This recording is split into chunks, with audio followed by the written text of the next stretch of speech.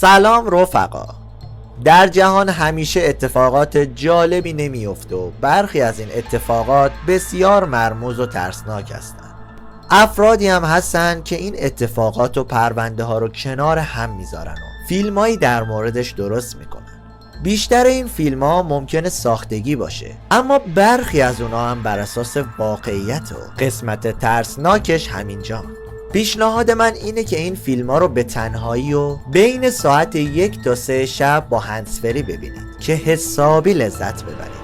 در این قسمت ما به سراغ بدترین و ترسناکترین فیلم های جهان میریم. فیلم هایی که تونستن هر بیننده ای رو با وحشتی عمیق و ماندگار مواجه کنن. از کابوس های شبانه و ارواح خبیث گرفته تا جنایات هولناک و موجودای شیطانی. پس بریم با همین ویدیو رو ببینیم.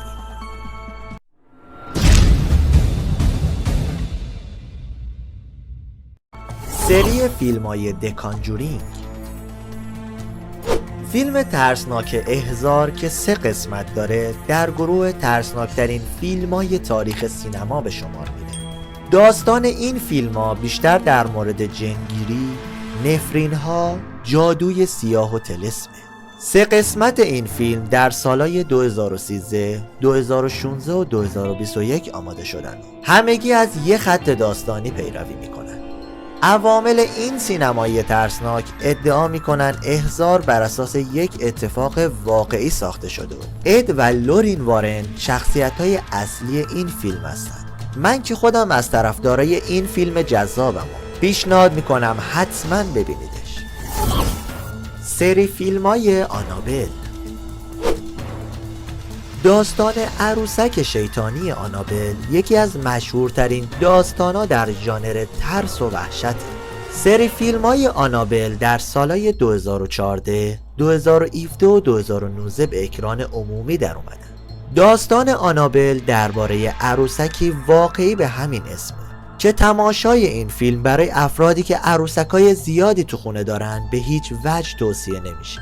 در این فیلم یه زوج جوان که منتظر تولد فرزندشونن یه عروسک رو به خونه میارن، اما اونا نمیدونن که این عروسک شیطانی چه اتفاقات ناگواری رو به همراه خودش میاره. این عروسک در حال حاضر در موزه اسرارآمیز وارن در شهر مونرو در ایالت کانکتیکات کشور آمریکا قرار داره. فیلم راهبه. فیلم ترسناک راهبه در واقع پیش درآمدی بر داستان احضاره.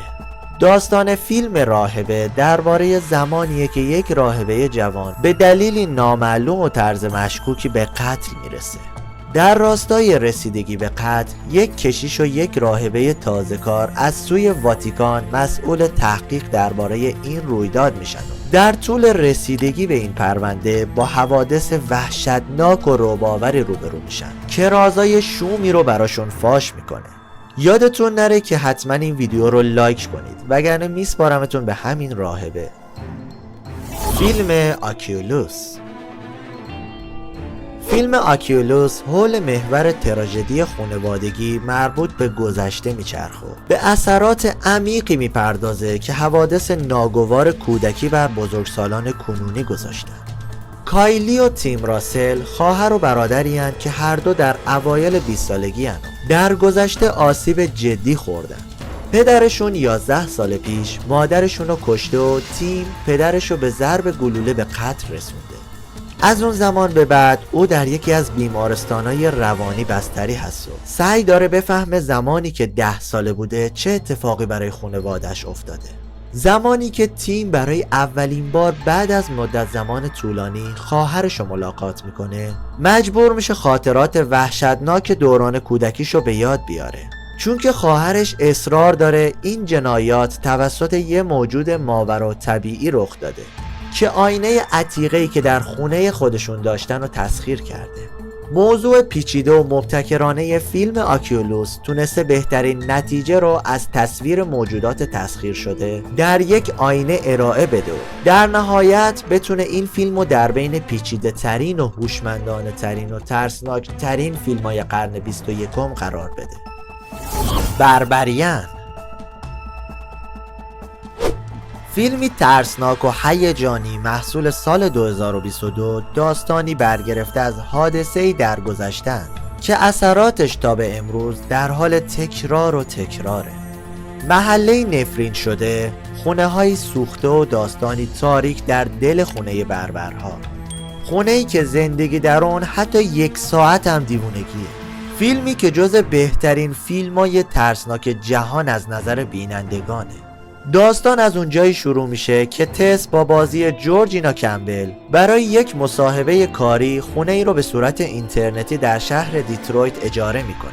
اما لحظه‌ای که به اونجا میرسه متوجه میشه که شخص دیگه‌ای هم اونجا رو اجاره کرده و مجبور انتخاب کنه که در یکی از اتاقا بمونه یا شب و زیر بارون در تنهایی و ترس بگذره.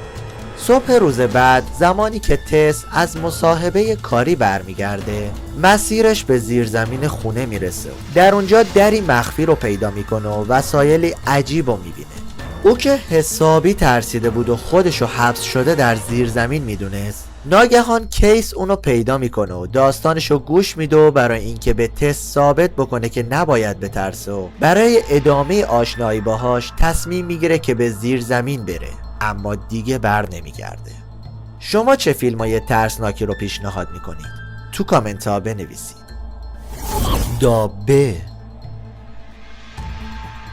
مجموعه فیلمای دابه درباره موجودی ترسناک به نام دابه هست که با وارد شدن به بدن افراد اونا رو جن زده میکنه و میکشه. سری فیلمای دابه از سال 2006 اولین شماره اون به پرده سینما اومد. یکی از معروفترین فیلمای وحشته که در 6 قسمت ساخته شد. کاراکتر دابه هر بار در قالب شروری به نام جن و با قدرت‌های زیاد شیطانی جلوه‌گر میشه.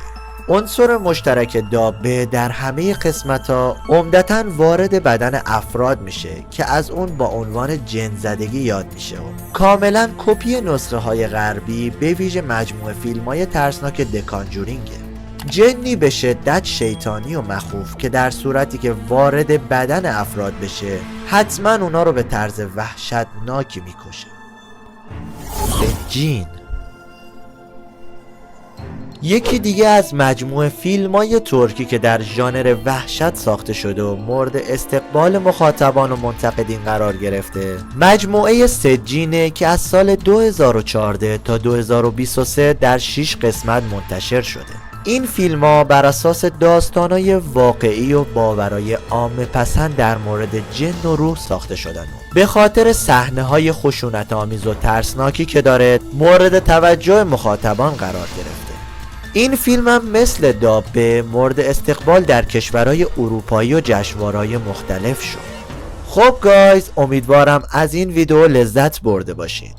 یادتون نره که ما رو لایک و سابسکرایب کنید. ویدئوی بعدی ما که در مورد گیرونترین جواهرات جهانه رو از دست ندید. روز خوش و خدا نگهدار.